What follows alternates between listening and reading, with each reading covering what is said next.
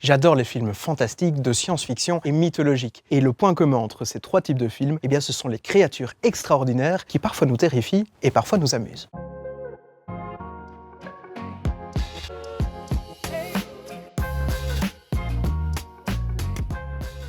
C'est avec les tenues en verre et tous les effets spéciaux avec les caméras qu'ils arrivent à faire.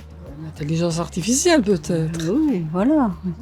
Oui, donc c'est des montages et voilà, on suppose. Des systèmes d'exploitation informatique très puissants qui donnent l'illusion de l'optique et la profondeur et, voilà, et la vie. Plutôt avec des poids de tracking qui captent dans l'espace et après ils reproduisent exactement les mêmes scènes en 3D, si je dis pas de bêtises, pour faire correspondre les deux en sorte. Mes créatures mythologiques préférées ont été créées par Ray Harryhausen à l'âge d'or du cinéma et il a utilisé la méthode du stop motion, c'est-à-dire qu'on prend une image d'une maquette, en fait une photo, on bouge légèrement la maquette de la créature, on reprend une photo et en faisant cela 24 fois, on arrive à produire 1 seconde de film. Et puis quand j'étais petit, j'ai fait ça avec ma sœur, ça nous a pris une soirée pour faire un mini court-métrage d'à peine 5 secondes. Et puis pour l'anecdote, c'est comme ça que Peter Jackson, le célèbre réalisateur du Seigneur des Anneaux, a démarré sa carrière dans son garage à faire de la stop motion.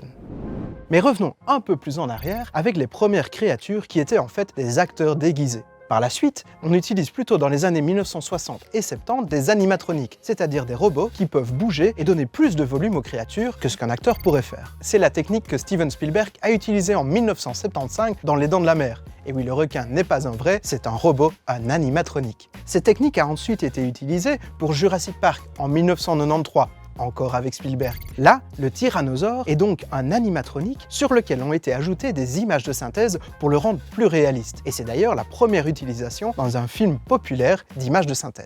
Ah, l'association des puristes de cinéma me fait signe qu'en fait, il s'agit de la première créature monstrueuse à utiliser cette technologie. En tout cas, c'est ce qu'on fait de nos jours pour les créatures. Un mélange d'images de synthèse, les fameuses CGI, d'animatronique et de maquillage. C'est comme ça qu'a été réalisé Grogu, tu sais, bébé Yoda dans la série Mandalorian. Pour les plans rapprochés, bébé Yoda est un animatronique. Par contre, lorsque bébé Yoda, par exemple, gobe une grenouille, eh bien il s'agit d'une image de synthèse. C'est donc plus facile pour l'acteur d'interagir avec un robot, et pour les plans plus lointains, plus facile de le faire bouger. Et puis pour que la créature ait l'air encore plus humaine, enfin disons, ait encore plus de sentiments à l'écran, par exemple pour Gollum ou Smaug dans Le Seigneur des Anneaux et Le Hobbit, il y a une autre technique qui est utilisée, mais ça je t'en parle dans une semaine.